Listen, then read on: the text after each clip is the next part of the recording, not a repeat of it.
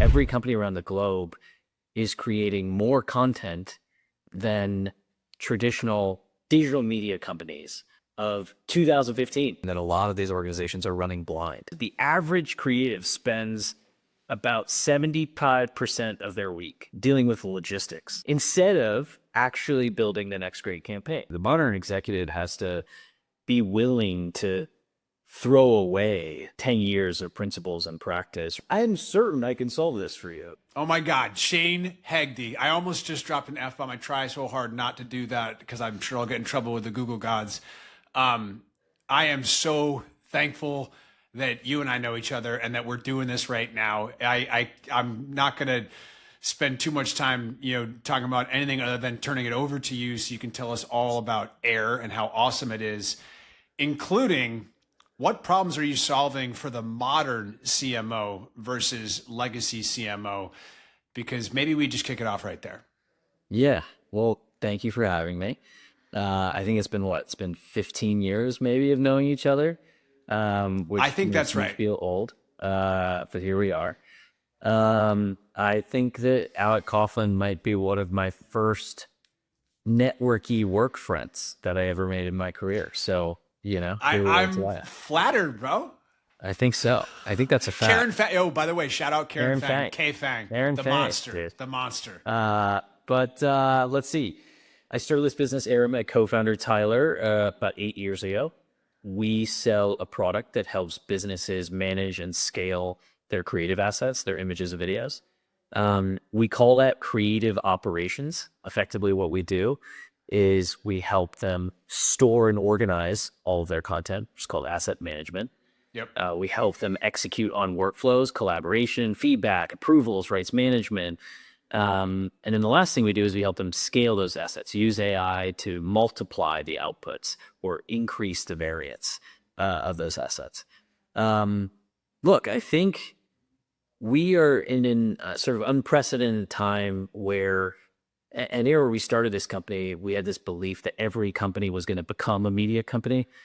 And I think what's fascinating now is that every company around the globe is creating more content than traditional digital media companies of 2015. It's in only 10 years, people are creating more content than BuzzFeed and Vox and Vice, but they're selling consumer products or hotel properties. And, I think if businesses are going to continue to scale, they need an engine to really help drive the creative process. And fundamentally, that's what we're doing at AIR. We believe our opportunity is as big as other systems of record like Salesforce or GitHub before us, but we're building it for a specific type of data. And that data is visual data, images and videos. And it's been amazing to see the business really start to take shape and come alive the last few years. 1000%. Let's go one click deeper, because there's a segment of my audience that might not necessarily know as much as they would like to know about a creative operating system. But when you say Salesforce and you draw that parallel, which I love, right? So Salesforce is a system of record for salespeople and others, et cetera. Can you kind of double click into that a little bit for folks? Yeah. Let's live in the analogy for a second. So what does Salesforce do for businesses? It helps them structure and organize all of their customer data. And when you think about the value that it provides, it's three things. It structures the data and organizes it. It allows you to execute on workflows. If you're the chief revenue officer, you get to understand where's the pipeline of my team? How many deals did we close this month? And if you're a marketer, you get to understand who all could we target with the next campaign? And the last thing that Salesforce is now trying to do is deploy agents and technology to both enrich that information and help you execute against it. In comparison, what we do at AIR is we take all of your visual data, your images, your videos, your raw files, that B-roll footage, those 500 shots from the last ad campaign, we pour all of that into the product, and we automatically organize it for you. We enrich it with facial detection, image recognition. We pull out scenes and allow for scene detection. So we automatically structure all that data. Then we support all of your workflows. We help you get feedback, improve things. We help you collaborate with your agency partners. We help you crop things if you need to. We help If something has licensing against it, we help you note like, okay, these rights are good for a year, or do we need to expire the asset? We help the permissioning, who sees what. And the last thing we've been doing is we're deploying agents and deploying intelligence against that to go and execute on work as required. And that work could be pulling in all of your ad data to understand ad performance against your best performing campaigns, or it could be understanding your social analytics and like which content is performing best to which audiences. And we layer that on top of all of your creative assets, which sort of brings the whole picture together. That's fantastic. Tell me an example of someone's world, whether it's the creative director and his or her team or what have you. Like, what does that look like today? And then fast forward, you do a deal with this team and, 30, 45 days later, what's the difference in their day to day? I think what's fascinating, especially for people who don't work with CMOs or creative directors, is a moment of recognition where you understand that a lot of these organizations are running blind. Yeah. A CMO or creative director rarely understands how much content is your business creating, where all is that content going, and how that content is performing, which seems insane. Because imagine it does. Imagine if your CRO had no idea of where pipeline was. That'd be a hard conversation with you as the CEO. Totally. Yeah. And so I think that like we're in this moment in time where there's a scaled and complex data problem that needs to get addressed for CMOs and creative directors. And it needs to happen in a way that meets them where they are. It needs to be approached with elegance. It needs to be approached with an integration first mindset. It needs to be a platform that was built for them, specifically, purpose built for them. And, today, now getting into your question, today, where are people? People are fragmented. The average creative spends about 75% of their week, so about 30 hours a week, dealing with the logistics, collecting a thing, improving a thing, sharing a thing, finding a thing, instead of actually building the next great campaign. The average creative hops between 15 to 20 different tools at a given week across the different sections of the creative process, from ideation to creation to editing to approvals to distribution to analysis to archiving. All of those steps require a series of different tools. And so the fragmentation in this space is significant. People store stuff in Google Drive and Dropbox. They give feedback on Slack or text messages or Google Slides. They might collaborate on a Frame.io. They might transfer some links over to WeTransfer. They might embed some assets in a Vimeo. They might push into their CMS with some CDN product. All of this stuff only increased as we shifted to remote work. And now the challenge is that not only is there a lot of stuff, but none of it talks to each other. And so you see a lot of the technical term would be data leakage. And what does that mean? Data leakage is, the videographer you work with doesn't like you anymore and won't contract with you, or you have to let go and leaves. And all of that hundreds of thousands, sometimes millions of dollars that you've poured into making this data, the photo shoot, the ad campaign, all of that stuff is gone and lost. And the ontology of what happened while they were working on it is also a loss. Our belief at Air is there's this opportunity to, for the first time, really live into creative memory and being creative memory for organizations. And that's what we've been chipping away at for the last 8 years. And this moment in time and this acceleration of what intelligence can do inside of the business has just further accelerated our roadmap and our opportunity. It's awesome, man. I love that. Some of that stuff you put out there in regards to 75% of creative teams' time focused on logistics versus 25% creative. Imagine if you inverted that, which it's crazy. Yeah. It's also, I wish I am blown away by creatives because they have this uncanny ability to make illogical connections somehow just work, and I think it's beautiful. It's magic. And I don't feel like I won't feel like I am critiquing them, but these people hate logistics. Totally. It's like they don't want to deal with that shit. And so I think that it solves a problem that's really well rooted in where the center of their frustration with their work often is. which is really cool to sort of live into. Yeah, you're solving a very important problem in that world, in that community. I want to ask the question, which might be a natural segue to this. Is like, what you all are around CMOs and that side of the house just all day, every day, and I'm just so curious in light of how quickly things have been changing over the last 2 to 3 years, and really in the last 6 months in particular.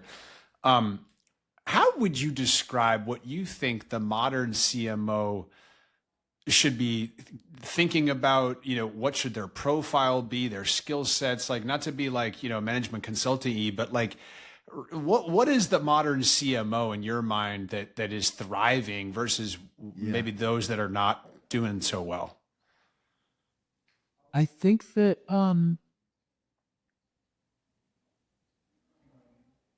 it's funny. I find that every time we talk about the future or where things are going or where things are trending, Everybody wants to jump to the end of the game. Totally. The end of the game where like agents are everywhere and things are automated and things are No one has to moving, work. It's gonna be great. and like no one has to work and I think there's like we're in this sort of like middle of the game right now from my perspective, and things are changing so fast. And I think, and I'll start really broad with what I think the modern executive has to do. The modern executive has to be willing to throw away 10 years of principles and practice, or 15 years, or 20 years, or 30 years of principle and practice, and to know which aspects of that to keep and which aspects to change. Because we're going through a massive paradigm shift. And a lot of what becomes challenging when there's massive paradigm shifts is an unwillingness to make the bold, sweeping change that's required. Jack Dorsey yesterday let go of 40% of his organization. And I think I very much feel for humanity in that moment. But what I find interesting, or, sort of like unnerving, is that what he decided to do was to make a sweeping move to just try to change how an organization historically is operating, to sort of like force it into a transformation moment. And, as it relates to how that operates for the modern CMO, you're talking about a side of the organization that is still going through digital transformation. Like, we're not even talking about working in the cloud and then AI. We're talking about like you have hard drives in a server rack in your closet and people can't access that. Like, you're mailing stuff across. Like, this is where we're at with creative work. And so the modern CMO has to understand, how do we get from this world of edit bays and hard drives? How do we move to that cloud? How do we work in the cloud? And then how do we automate all of that? And it is a massive amount of transformation, but I feel like the best CNOs and creative directors we work with are the people that recognize the rate of change and are starting to make tectonic shifts with how their team works, what technology they put in place, and what the expectations are for their organization. And do you see a difference? And this is kind of a ridiculous question, but do you see a significant difference in the size and growth rate of the company, and therefore, how many of the CMOs that you interact with are more modern than not? Because I know you guys just keep progressing, right? And I know that, I would love to just, because if there might be folks in this on my, channel audience, whatever, that they sit in really big companies, some of them sit in really small startup, you know what I mean? Like what's relevant to who? Our core business has been mid-market customers of under 1,000 employees. But in the last 6 to 9 months, we have brought on customers like SC Johnson and Mars, and we work with a bunch of teams at JP Morgan. And what I've found is that in larger and larger organizations, there is an appreciation for the amount of change that's happening around them. But oftentimes there are structural challenges to implementing that change in a really large machine. And so part of what we've started offering on the enterprise side is a more hybrid software and services approach. Nice. Our perspective is that, in an environment where there's so much change, people don't want to immediately jump to buy a solution. They don't want to, because it was what you buy today, it might be irrelevant tomorrow.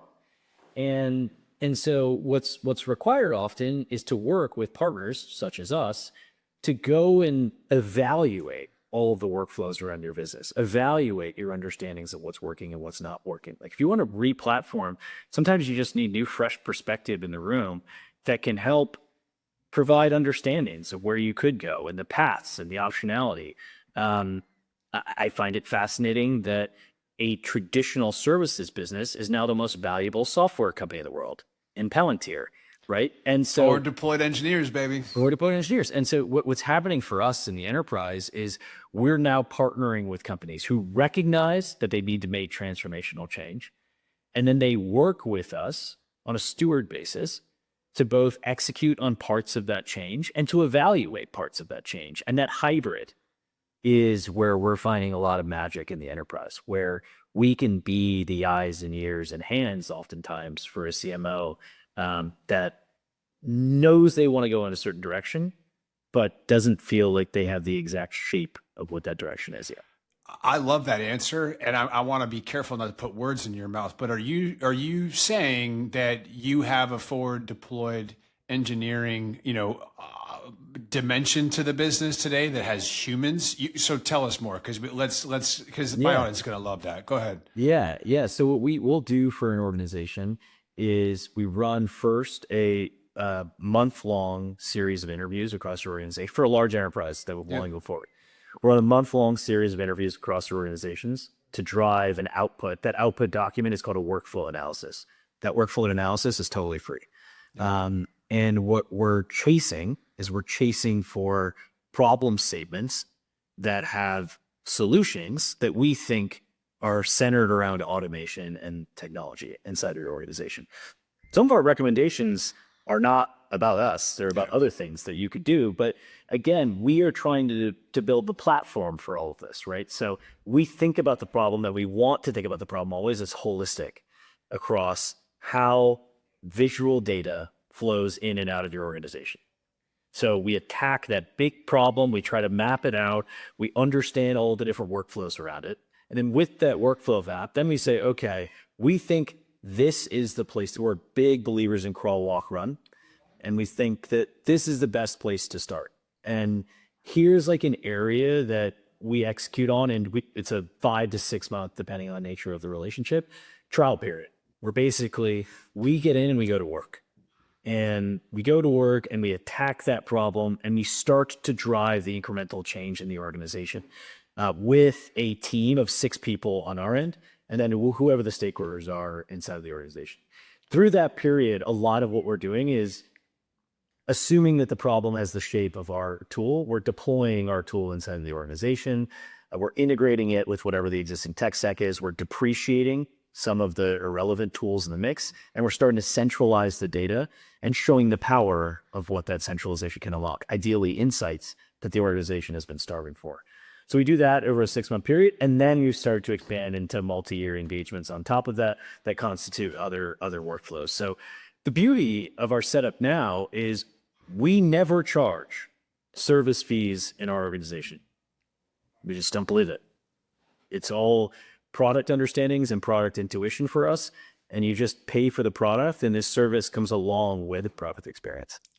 I love that. And I'll say the part that I'm sure folks are thinking is because there's a lot of benefit to you, right? Like the closer you get to the problem, the more diversity of environments that you're in, it's going to inform how much more valuable you can make the product and the roadmap of it, right? Like that's what's going on. It's been fascinating. You know, when you look at like the Adobe Experience Manager, which has been the like... That's your favorite, isn't that your number one? They own the largest market share in what's called digital asset management. Damn. It is a, sort of $1.8 billion business line for Adobe. Jeez. And 60% of the revenue from AEM comes from service fees. They charge you 40% of your first year contract value for onboarding. Onboarding Whoa. takes 6 to 9 months. And then there's recurring fees on top of it. They charge you per hour, yada, yada, yada, yada. If you want a dedicated rep, more seniority, you could charge more. Fundamentally, this business, Air, we've never charged service fees, and we never will. As long as I am the CEO of this organization, we'll never charge service fees.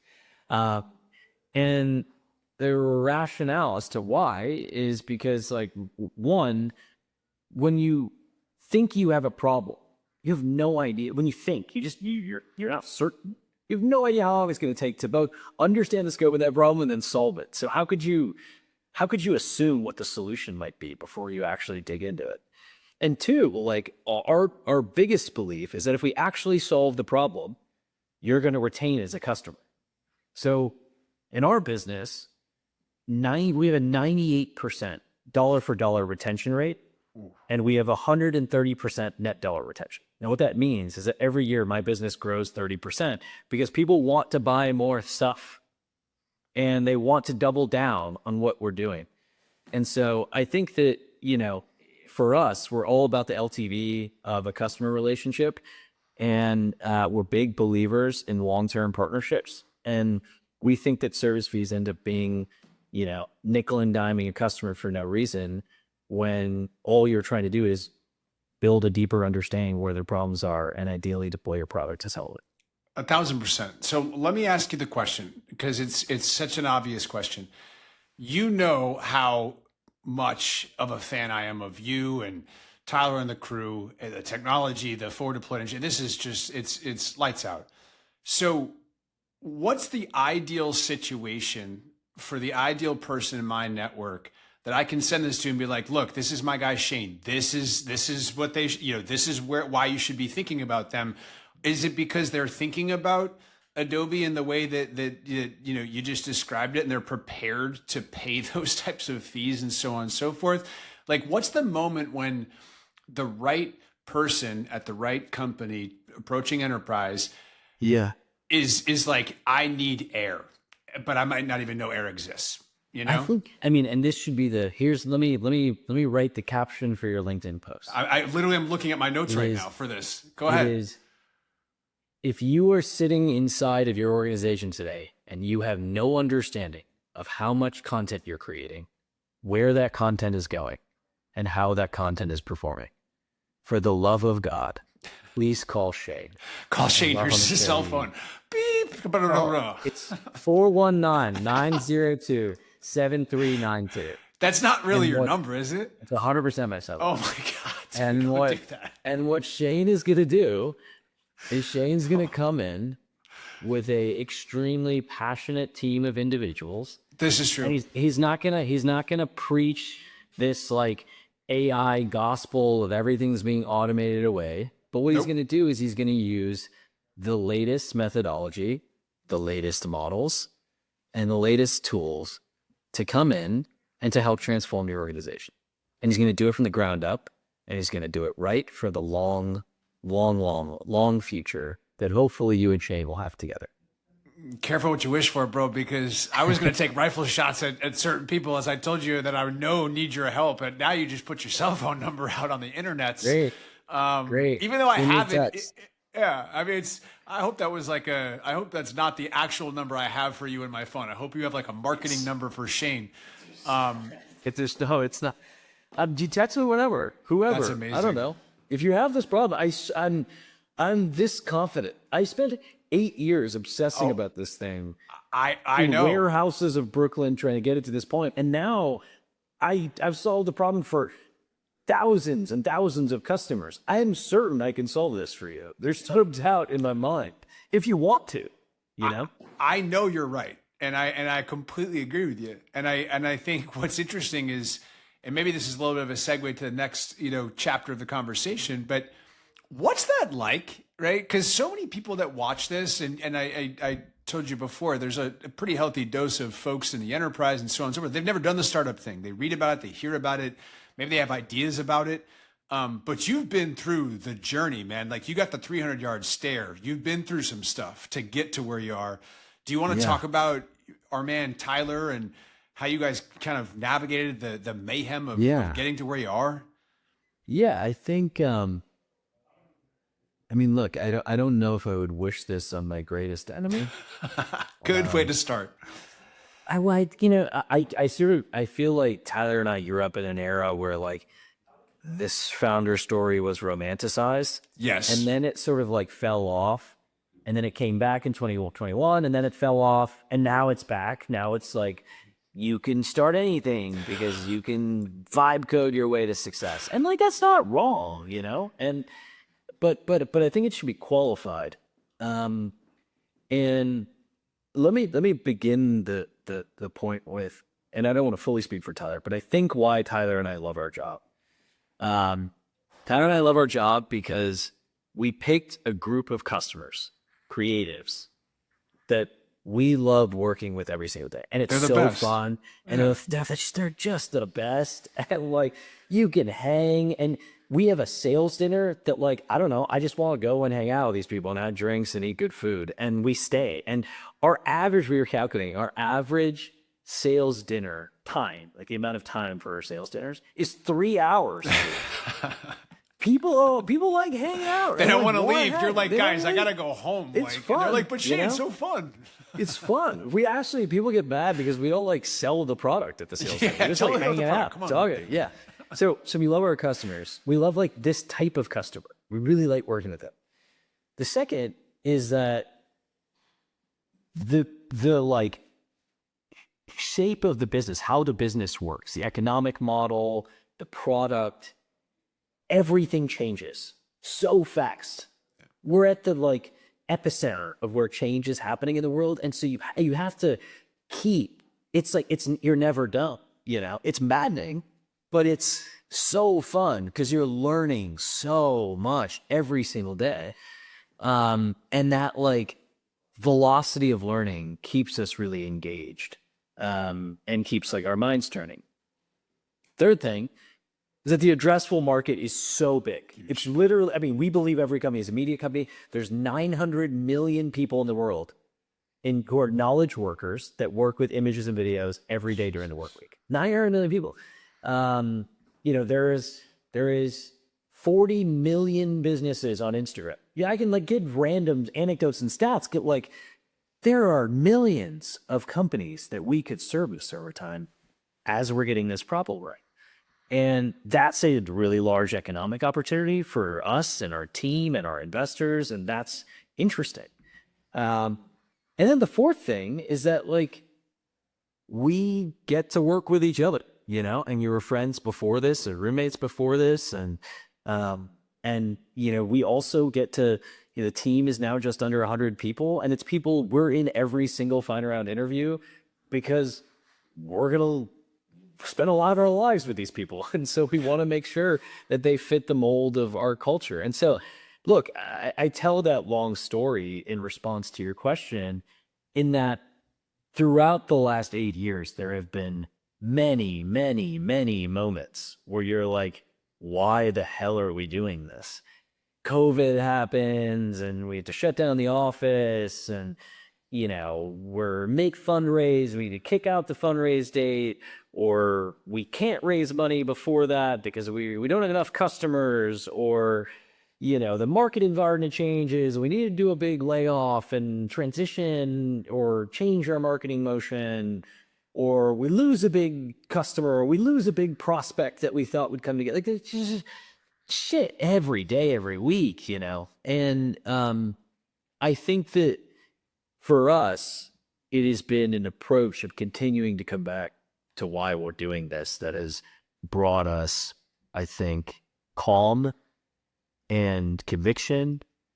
And I think I can confidently say that like 8 years in, there's probably, and I don't want to fully speak for Tyler, but there's another like 8 to 10 to go, you know, like it feels like we just started yesterday. I love that answer. And so it's a lot of fun. That's a fantastic answer. All right, we're going to the last topic. Our man Ari over there, your creative content that you guys publish. I don't want to position it as anything other than it is, which is I love when I see, like, I don't know, you were in Iceland capturing air in jars. Like, what is all that? And tell us why you do that, and where's that propelling the business, and why? Yeah. Yeah. Let me give you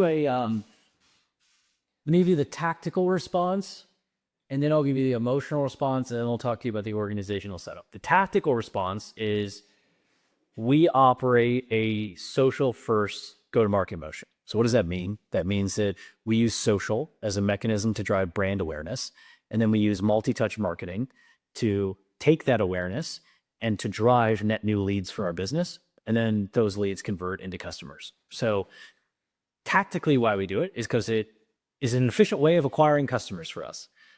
Emotionally, why we do it is we believe that if we're selling a product to creative and marketing teams, if we don't have great world-class thought-provoking marketing, aspirational marketing, if marketers and creatives don't see our shit and they're like, I wish I could do that. I wish not pretty good. I in my job wish I could have the liberty to do that because I have the ideas, but stuff gets in the way. This is the like meta message happening. I wish I could do that, but I have so much nonsense that I have to deal with. It's your 75-25, bro. They're spending 75% of their time doing that versus 25% going to Iceland with Ari. In our organization, that 75-25 is split. Nice. Because of the way we operate and the platform that powers our work, which is our product. And so, all of the event marketing we do, the brand campaigns, how we show up on social represents an organization that I believe is trying to reach for the highest peaks of what marketing and creative can be, not only in enterprise software, but more broadly. And we've won awards for it now, and that's like only furthered our excitement to double and triple and quadruple down. It's not, I think a lot of times brand work, which is a lot of how people describe what we do, is like perceived as like a rounding error on a budget. And I think that we believe that creative is at the epicenter of where an organization can go and can transform the growth rates of an organization if operated the right way, especially in an environment where every company is a media company. And my last point, just on answering this question, is how we've operationalized it. So to your question, Ari on our team leads our internal agency, and that internal agency does all of our creative. They execute, they come up with their campaign ideas, they run social for us, all of our events and community operates through them. And that team is separate, with a separate reporting structure from our marketing organization, which houses product marketing, lifecycle marketing, conferences. And those two teams work together, obviously, very intimately. But they have two different sets of goals and two separate understandings and two separate leaders. And it's been a blessing to have both of those organizations in place instead of trying to muddy the waters between them. So when I hear creative agency, again, speaking for people in the audience who are going to call you and text you because you gave out your number, which is bananas. Are they to understand that maybe they could persuade Ari to help them like an agency would, or not just yet, or no? We do a lot of partnerships. We're always down partnering. Okay. We're not charging for the work yet. It's not a full functioning It's great. You yet. should. But yeah, I mean, look, how about this? I will offer this. Here's another give to the audience. If you ever want to partner on a campaign we can do for you, instead of charging you, all I will require is that you buy our product. Oh, done deal. That is a good, mutually You buy our beneficial product and we'll offer. do a campaign together. And we'll win a Webby or we'll win an Oricon. I'm sure the sky is the same up. Ooh, all right. Well, on that note, interestingly, we've done that with a bunch of our partners. We just did a partnership with Jubilee, Nice. amazing YouTube network, and they became a customer, and we did a partnership together where we made a content series called Debatable, where I did see brought together. that's wild, man. Yeah. What is that? All right, so go It's to been that. a lot of fun. So Debatable is a YouTube series we put out in partnership with Jubilee, who's now a customer. Yeah. And Debatable is a roundtable series where we throw a thought-provoking question into a room with 3 CMOs or creative directors. We have a Gen Z, we have a boomer, and a millennial. Nice. And they argue it out. And we publish every Friday. So it'll be a new episode today. I might have seen one of the questions and I was like, wow, that's the quiet part out loud. Y'all gonna debate that on the internet? Like, good for you guys. Look, our perspective is, and again, this is the like meta points around what we do, right? Our perspective is that great creative work is an argument. Yes. And a lot of what the world has seen is outputs.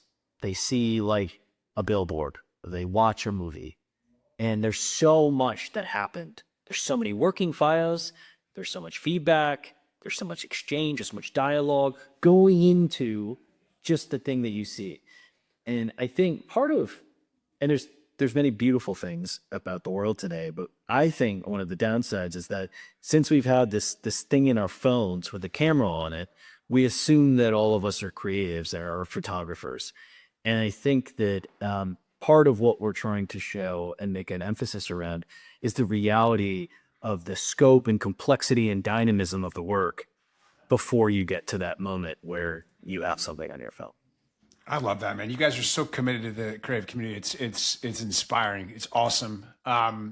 We're approaching time. I want to be respectful of your time. I know you got 8 million things to do, including come up with the next gnarly idea with Ari.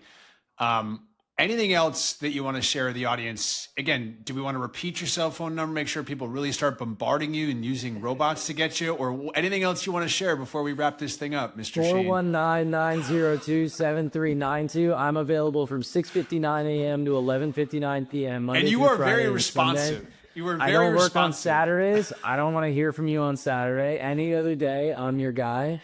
And look, I think that I don't know, dude. Like, what? If we all drink the Kool-Aid and believe the world is ending, why wouldn't we want to take the last ride with some people that we just enjoy spending time with and have a good time and learn a bunch? And I hope that part of what people take away from this podcast is that there's a man sitting in a chair here in Chinatown who has spent the better part of a decade obsessing about this problem and deeply, deeply believes in it. And if you're willing to give him a chance, there's no money. If you're just willing to give him a chance to sit down and to understand, to ask questions so that he can listen and understand what's happening inside of your organization and where you want to take it, I can all but guarantee we'll arrive somewhere that is really compelling for your business or whatever outcome you're trying to drive.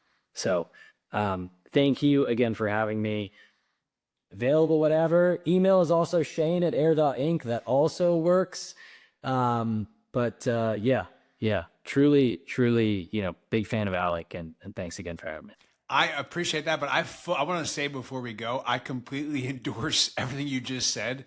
And anybody who doesn't give this guy a shot to help his business, you're absolutely bananas. And so on that note, Shane, thank you for coming. AI Alec community just got better as a result of listening to you. And I really hope your phone blows up because it's going to be funny and you're going to get lots of business out of it, which is going to be great. Love it. All right. Thanks, Alec.